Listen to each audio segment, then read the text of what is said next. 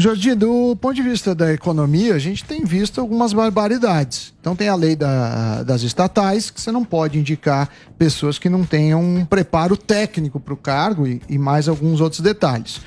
Ou seja, a gente vê leis que foram criadas, inclusive a lei da estatal foi criada pelo Temer logo após o problema do Petrolão. A gente vê um retrocesso. Vocês conseguem fazer alguma coisa a esse respeito? Porque se tem lei e ninguém cumpre, é a mesma coisa que não ter. Com relação à lei das estatais é complicado, né? Primeiro, tinha lá um jabuti num projeto de lei que foi votado na Câmara para fazer a emenda à luz mercadante, né? Todo mundo ficou muito revoltado com aquilo. Já foi um absurdo. Foi um absurdo, votamos contra. Mas agora mesmo o Lewandowski, ele acabou dando razão para o governo Lula com relação a essa questão da quarentena, da lei das estatais.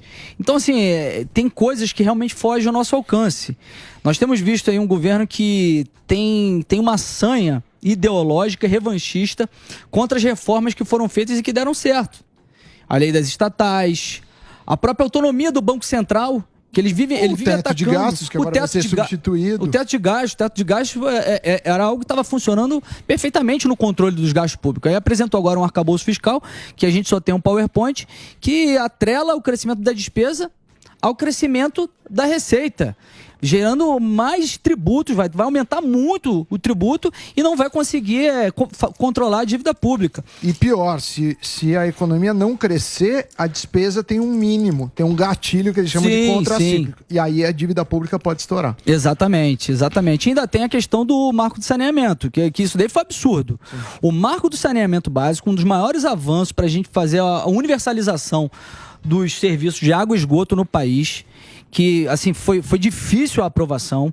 O PT foi contra, o PT e a esquerda foram contra na Câmara e no Senado, dizendo que assim, que era contra a privatização da água. A água não é mercadoria, cara, um absurdo. Para empregar companheirada. Exatamente. Um discurso totalmente anacrônico, um discurso de sindicalista, sabe? De DCE aquilo ali, cara. Papo de DCE. E aí conseguimos aprovar.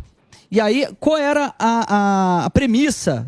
Qual é a premissa, né? Porque nós vamos conseguir reverter essa decisão do Lula, tomada pelo Lula. E aí ele vai numa canetada, num decreto. Decreto, para quem não sabe, ele serve, o decreto executivo, para regulamentar. Regulamentar algo que está previsto na lei.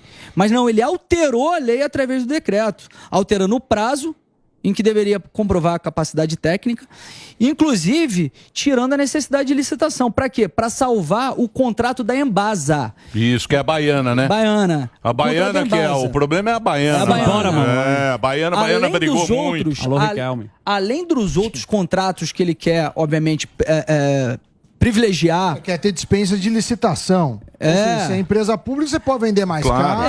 Aquelas empresas que são estatais, que são dos governadores aliados, eles vão voltar a prestar um serviço. Os companheiros, companheirado. Enquanto tiver otário, o malandro nunca passa fome. Não, é assim. Olha o piu-piu. Mas a Embasa, é bom a gente falar da Embasa porque quem está por trás da Embasa é o Rui Costa. Rui Costa, que foi governador da Bahia, que hoje é o ministro da Casa Civil. Esse é o grande... É a cereja do bolo do decreto do Lula.